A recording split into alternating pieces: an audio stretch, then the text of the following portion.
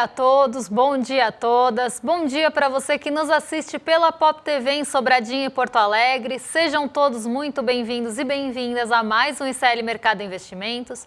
E hoje a gente vai tratar com vocês de uma série de assuntos importantes que saíram entre ontem e hoje. Então vamos falar sobre inflação por extrato de renda, vamos contar também como ficaram os dados da China, que eu falei que tinha um grande potencial ontem para mexer com os mercados e eles surpreenderam, mas esse é assunto para daqui a pouquinho. Vamos falar do IGP-10, uma espécie de prévia aí do comecinho da inflação de janeiro, mas tem outros assuntos aí muito importantes para a gente conversar aqui. Antes de tudo isso, eu vou dar bom dia para o André. Bom dia, André, como você está? Bom dia, Débora. Bom dia a todos os nossos telespectadores. Saíram alguns dados importantes de inflação hoje, então tem o IGP-10 para a gente discutir, que é o índice que mede do dia 10 entre o dia 10 aí pela medição da FGV.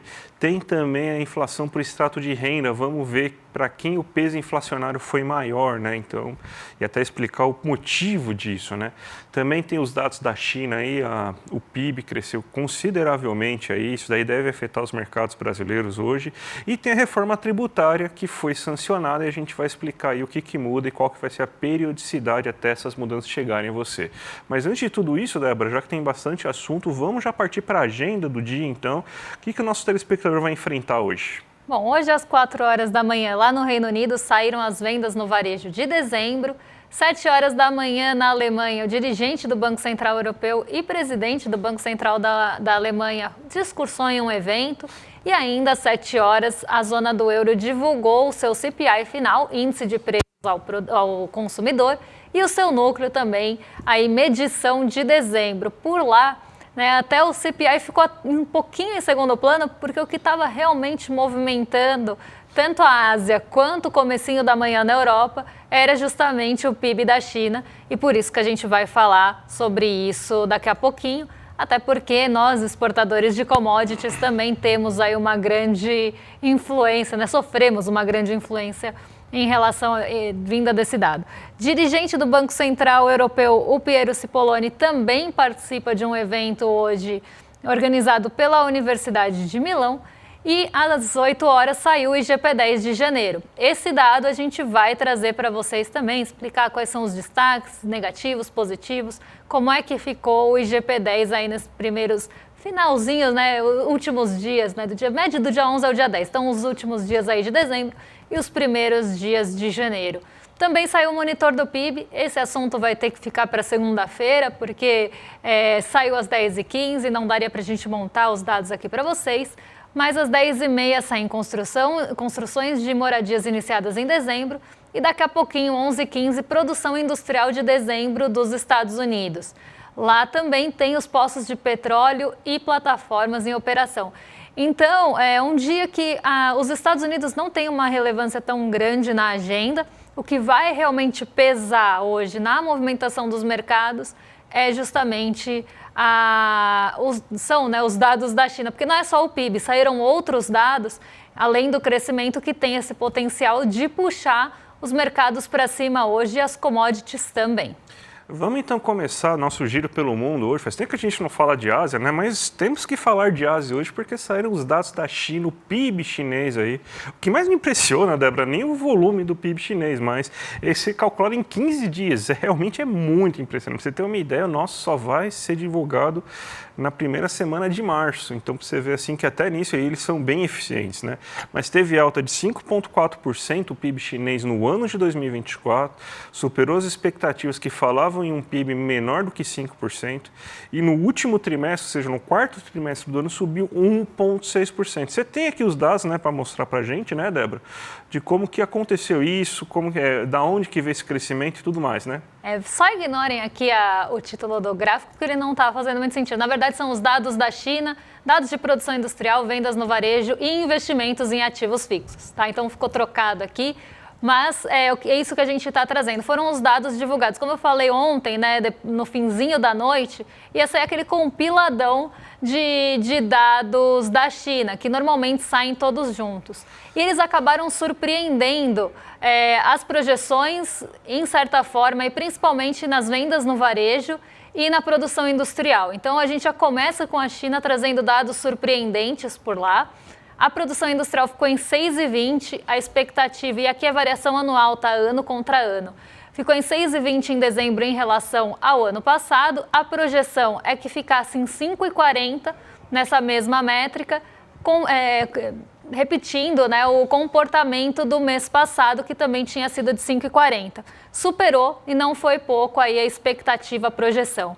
As vendas no varejo, mesma coisa. A gente tinha ali no mês anterior contra o ano anterior 3% de variação. A expectativa é que ficasse um pouco maior, então ficasse em 3,5%, mas as vendas no varejo surpreenderam positivamente e ficaram em 3,70%. Os ativos fixos, eles acabaram decepcionando um pouquinho a projeção, que era igual a do mês anterior também de 3,30%, mas marginalmente. Só que com uma produção industrial acima do esperado e umas vendas no varejo acima do esperado também, a gente já começa a ver que pode ser que a China esteja retomando, sim, aquele ritmo que estava desacreditado. O mercado estava muito cético em relação ao ritmo de crescimento da China. Inclusive, ontem, a nossa bolsa sofreu não só pelos ajustes que ela acabou passando, porque teve realização de ganho também.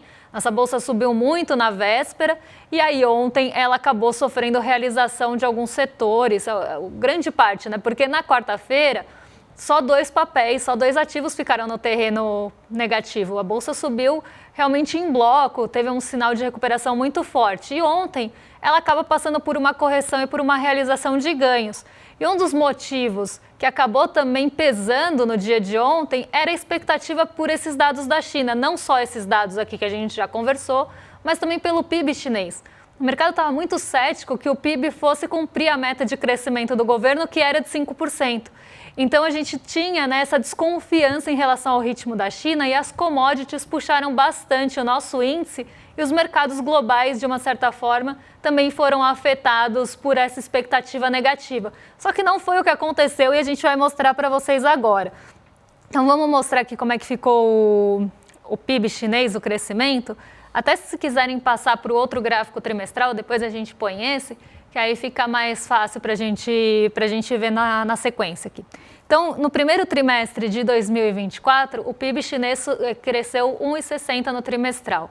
No segundo, 0,70, no terceiro, 0,90 e no quarto trimestre ele retoma esse crescimento de 1,60. Então, o PIB chinês ele até ficou ali um pouco abaixo no segundo e terceiro trimestre e isso que fomentou também um pouco a desconfiança em relação ao crescimento atingir sua meta, porque a China teria que crescer bastante no quarto trimestre para atingir o que já era esperado, o que era projetado. E ela cresceu mais do que era projetado. Então agora sim a gente volta no outro gráfico para ver aqui como é que ficou, né, o fechamento trimestral, o que era esperado inclusive, e como é que ficou o fechamento anual do crescimento chinês, do PIB chinês. Então vamos voltar lá no gráfico que estava antes. Bom, esse mesmo. Então no trimestral, né, a expectativa era 1,60, cresceu 1,60, contraiu 1,30 no acumulado, né, aqui também trimestre contra trimestre. E aí, na projeção, no anual, né, a projeção era 5, que era a previsão do governo, então tinha ali uma projeção de 5%, estava em 4,60 no trimestre anterior e fecha o ano no quarto trimestre em 5,40. Então a gente vê que não só cumpriu a meta, como superou essa meta de crescimento. E o mercado realmente não acreditava, achava que os estímulos, ainda que os estímulos não estejam todos ali trazendo já os seus resultados, porque muitos foram tomados já no fim do ano, mas a gente já tem a China estimulando a economia pelo menos desde a metade do ano passado. E o mercado queria mais, né? Sempre querendo mais da China para que esse crescimento não surpreendesse de forma negativa. Então, aqui a gente tem o mercado realmente cético por conta dessa desconfiança, ritmo durante o ano ali um pouco mais lento, mas no fim do ano a China conseguiu retomar o crescimento, conseguiu superar inclusive expectativas em relação aos setores de uma forma geral, e isso acabou refletindo nesse PIB em 5,40, que superou as projeções, e aí puxou as commodities para cima durante a manhã, puxou todas as bolsas asiáticas também para o terreno positivo e as europeias que estavam respondendo mais à China do que o próprio CPI. Então a gente vê o poder que tem, né, essa divulgação do PIB chinês surpreendendo positivamente. Vamos agora para o Brasilzão, que teve informações importantes aí sobre inflação. A primeira que a gente vai tratar aqui é a inflação por extrato de renda, né? Que você teve aceleração para todos os grupos, mas a inflação por extrato de renda mostra que em dezembro a inflação foi mais pesada para pessoas com renda maior, mesmo sendo pesada também para pessoas com renda mais baixa, e no ano a inflação foi mais pesada para pessoas com renda mais baixa. A gente tem aqui um gráfico para mostrar para vocês o que aconteceu nesse mês de dezembro, para vocês tentarem entender aí como que foi o comportamento da inflação aí por extrato de renda, né? A gente tem aqui o IPCA terminou o ano em 4,83 em 0,52% no mês, né? E a gente vê que só a partir da renda alta que a inflação começa a ter um impacto menor do que a própria inflação para esse grupo de pessoas foi menor do que a média. Para todas as outras, o impacto foi maior, inclusive, 4,91, 5,02, 4,86 e 4,86 para muito baixa, baixa, média, baixa e média. Ou seja, a inflação no ano foi pior para pessoas com menor renda. Por quê? Porque o grande caso de inflação, o grande problema inflacionário foi justamente os alimentos. No primeiro semestre foi basicamente problemas climáticos no sul do país e também as ondas de calor que fizeram com que o preço da feira se elevasse bastante, né? Os hortifrutis, né? Basicamente se elevando, as hortaliças, as leguminosas, as frutas se elevando bastante nesse primeiro semestre. Então, foi esse primeiro problema aí nesse primeiro semestre. Daí, no segundo semestre, enquanto você teve um alívio até agosto, mais ou menos, setembro, aí, a partir de outubro, começou todos os problemas das queimadas na região centro-oeste e norte de São Paulo e sul de Minas. Elevou o preço do café, que, junto com a demanda mais elevada da China, aumentou bastante aí o preço do grão. Até hoje, né, a gente vai ver o IGPDI, o café, o novo vilão da vez aí, né? Aumentou o preço da carne, aumentou o preço da soja, e isso aí impactou muito esse grupo específico de alimentos. Então, a inflação de alimentos foi o grande terror, né, o grande problema da economia brasileira nesse ano. E a gente vê, no mês de dezembro, que a inflação ela foi mais pesada para pessoas com maior renda. Por quê? Porque mesmo com a inflação de alimentos pesando bastante, mas a gente teve despesas pessoais pesando e despesas pessoais impactando mais pessoas com renda maiores. A gente teve combustíveis pesando, que afeta muito rendas médias, e passagem aérea e outros itens de luxo pesando para rendas altas. Então, foi isso que fez com que a inflação acabasse sendo mais pesada. Mas, mesmo assim, a gente vê que a partir da renda média baixa, o impacto já foi maior do que a média na inflação. Então, é isso que aconteceu com a inflação desse ano. Foi mais pesada de maneira geral, mesmo com o mês de dezembro mostrando um peso maior para rendas altas, mas no ano a inflação foi muito mais pesada para pessoas com renda menor, justamente pelo impacto dos alimentos, Débora. E a gente vai continuar falando aqui de inflação com vocês, porque saiu o IGP-10. Como eu já falei lá no comecinho do programa, o IGP-10 ele mede do dia 11 de dezembro, nesse caso, até o dia 10 de janeiro. Então, já captura um pouquinho aí da metade da primeira semana ali de janeiro, naquela semana curta, e a segunda semana de janeiro. Então, a gente começa a ver o que deve vir pela frente nessa primeira prévia, nesse primeiro termômetro aí, o que está impactando mais o IGP-10 e no caso do IPC-10, né, que é o preços ao consumidor, o que também teve o maior peso, a maior relevância, tanto do lado negativo quanto do lado positivo. Então, vamos ver como ficou o IGP-10 em janeiro, porque ele subiu 0,53 em janeiro de 2025 contra 1,14 em dezembro. Então, a gente vê uma desaceleração do IGP-10 e muito dessa desaceleração veio justamente do IPA, né, que é o preço ao produtor aqui medido pela FGV, que sai de 1,54 para 0,57. Para quem não lembra, os preços ao produtor, quando a gente tem essa distinção, como a gente tem no índice da FGV, a gente consegue ver que ele estava puxando o índice cheio para cima na maioria dos casos. Então, os preços aos produtores, eles têm mais sensibilidade a câmbio também. Muitas commodities negociadas em dólar. Então, ele acaba tendo essa sensibilidade maior e tem um peso grande também nessa composição do IGP-10 final. O INCC, por sua vez, teve uma aceleração entre dezembro e janeiro, então ele sai de 0,42 e sobe para 0,74. Também aqui com alguma sensibilidade a dólar, a gente tem alguns materiais, né, de construção, se a gente for pensar, tem também o minério, né, tem algumas commodities que estão dentro do INCC que acabam também tendo essa sensibilidade maior ao dólar e mas teve a aceleração no caso do INCC. E o IPC-10, ele sai ali de menos 0,02 e sobe para 0,26. Então, o IPC, que é o preço ao consumidor, que no final das contas é o que mais interessa para o nosso bolso já de pronto, porque o IPA ele demora para passar, né, para transferir esses preços para o consumidor e nem se passa na mesma magnitude. Então, o que a gente sempre olha com um pouco mais de cautela, olha um pouco mais de perto, é o IPC. Só que a gente já começa a ver alguns itens dos preços ao produtor retraindo, né? Eles caindo, né? Não caindo o preço, mas caindo o índice ali dentro, né? Os grupos ou os itens andando para trás nesse mês de janeiro, ou pelo menos nesse comecinho de mês de janeiro que já foi capturado. Caso dos bovinos, caso também da soja, né? Que estava ali chegando no preço ao consumidor mais pelo óleo de soja que estava pressionado. E o óleo de soja tem toda aquela questão que a gente já explicou dos biocombustíveis também.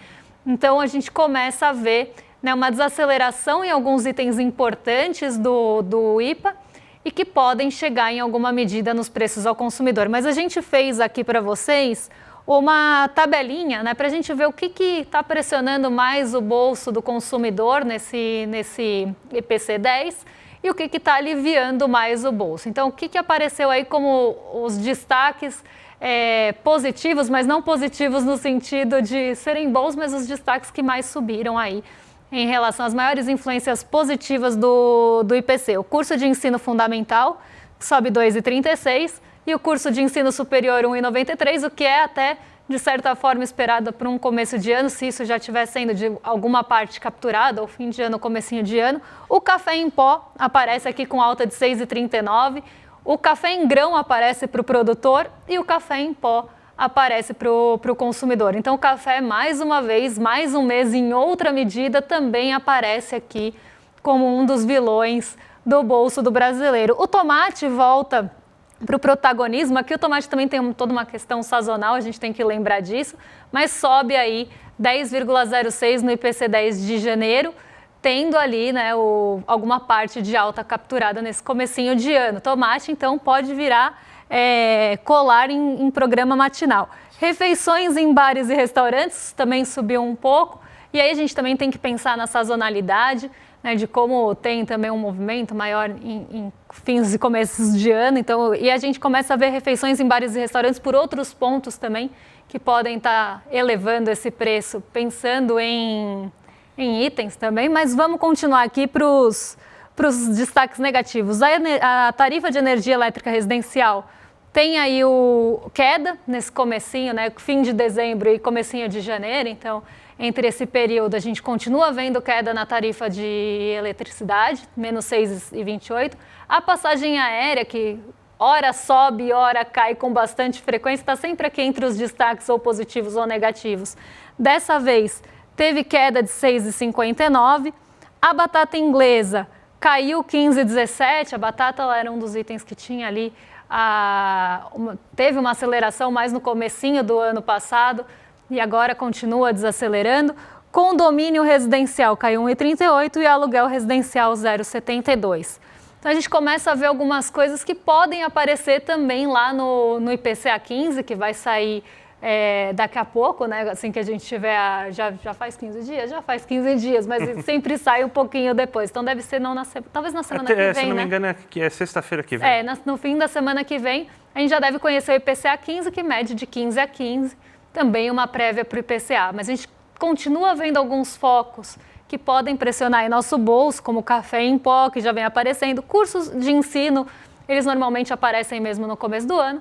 E o tomate, que deve sofrer aí está sofrendo aí uma variação de preços positiva, mas tem uma questão de sazonalidade. Esses 2 primeiros meses do ano sempre tem algumas cursos, ensino começa a ter alguma aceleração por causa da sazonalidade. É época de reajuste de preços no comércio, então você tem, por exemplo, bares e restaurantes reajustando alguns preços. A gente vê aí uma coisa importante, que a soja caiu, o bovino caiu, o leite caiu ao produtor, a carne bovina ainda não caiu ao produtor, mas o bovino já caiu. Então, pode ser que daqui a uns 2 meses a gente comece a ver o efeito disso aí no preço da carne, da soja, que está afetando bastante o preço aí das coisas nesse começo de ano, desde o fim do ano passado, nesse começo de ano. Então parece que está normalizando essa situação da carne, essa situação da soja. Tem o efeito do câmbio, que também pode ser pesado, mas se o câmbio não der nenhuma disparada nova, vamos torcer para que não aconteça isso, porque não vai ter inflação, porque a inflação, lembrando, não é tacar as coisas, variou as coisas. Então, é importante a gente também colocar isso. E, Débora, para a gente finalizar o programa, vamos falar rapidinho da reforma tributária aí, para o nosso programa aí, saber o que mudou, o que vai mudar, os principais pontos. Você montou umas artes para a gente, né? Vamos ver aqui o que mudou na reforma tributária, né, os principais pontos que se destacaram em relação, né, teve a sanção ontem, então vamos entender o que mudou aí. Simplificação do sistema tributário brasileiro, então extinção de modo gradual dos impostos federais PIS, COFINS e IPI, estaduais ICMS e municipais ISS. Eles vão ser substituídos pelo IBS, Imposto sobre Bens e Serviços, ICBS, Contribuição sobre Bens e Serviços, Imposto Seletivo, também conhecido como Imposto do Pecado. Aqui muita coisa, né, ela foi mexida nesse famoso Imposto do Pecado. Mas vamos seguir aqui. No futuro, esses 2 tributos, IBS e ICBS, darão espaço ao Imposto de Valor Agregado, o famoso IVA, cuja alíquota máxima ainda será definida.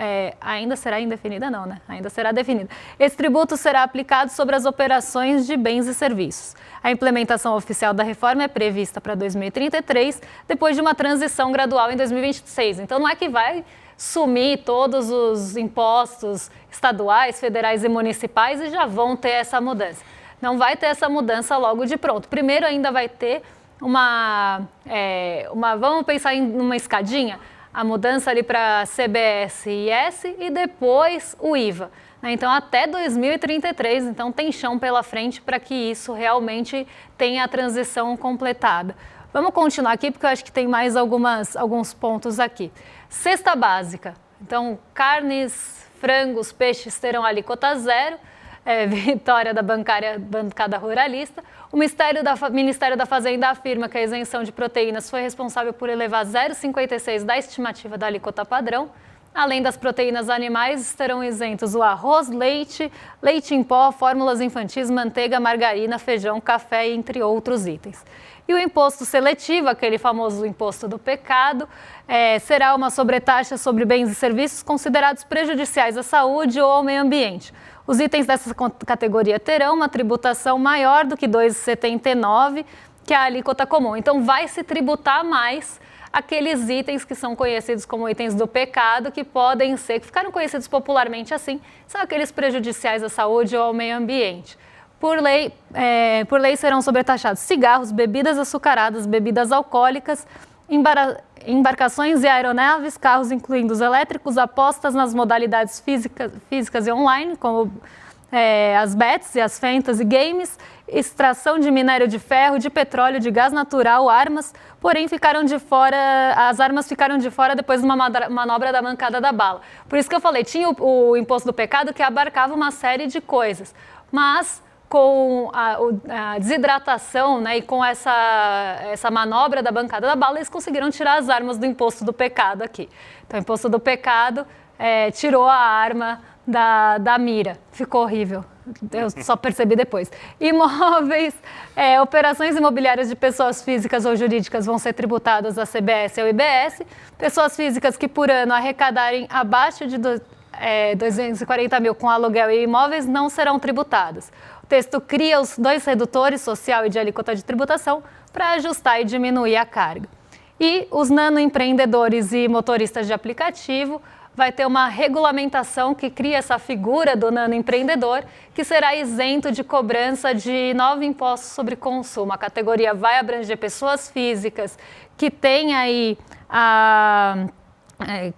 que tem a receita anual de inferior a 40 mil, metade do limite dos microempreendedores individuais. Motoristas e entregadores de aplicativo poderão ser enquadrados como nanoempreendedores e, para eles, a proposta estabelece uma flexibilização. Então, aí a soma do valor arrecadado pelos trabalhadores pode aí levar uma conta só de 25 ao longo do mês, mudança que vai abarcar mais beneficiados. Então, cria-se os nanoempreendedores, que pode aí contemplar os motoristas de aplicativo.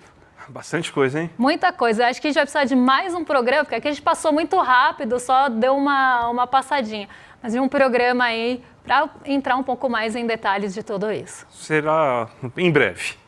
Vamos testar então, mas antes lembrando aí para o nosso telespectador que a nossa lojinha Eu Sou ICL está em promoção, gente. Tá com uma super promoção aí, ó, que você tem até 20% de desconto em itens selecionados aí para você pegar aquelas camisetas que a gente mostrou ontem, caneca, muito legal. E se você é membro do ICL, você garante mais 15%. Então você fica com 35% se for membro do ICL. Então, quer comprar na lojinha? Vira membro aí, garante até 35% de desconto aí na lojinha, gente. Então, hoje, inclusive, daria para comprar aquela camiseta, graças a Deus, é sexta-feira do Chico Pinheiro. Olha que beleza.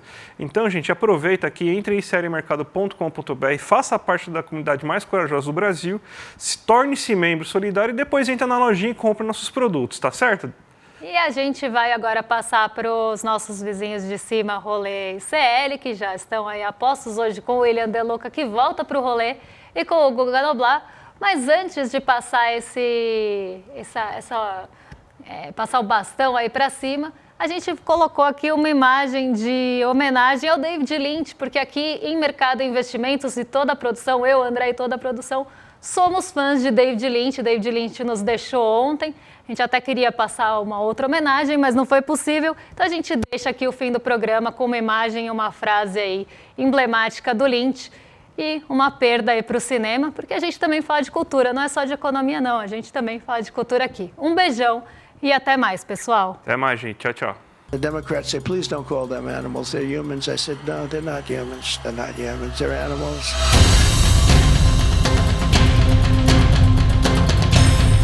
They're eating the dogs, the people that came in. They're eating the cats. They're eating the pets of the people that live there. Past, most of the people in this room voted for a wall. I will get it built.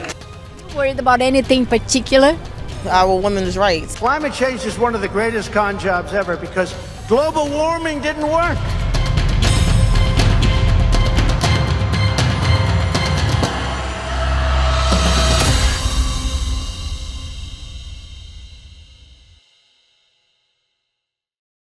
you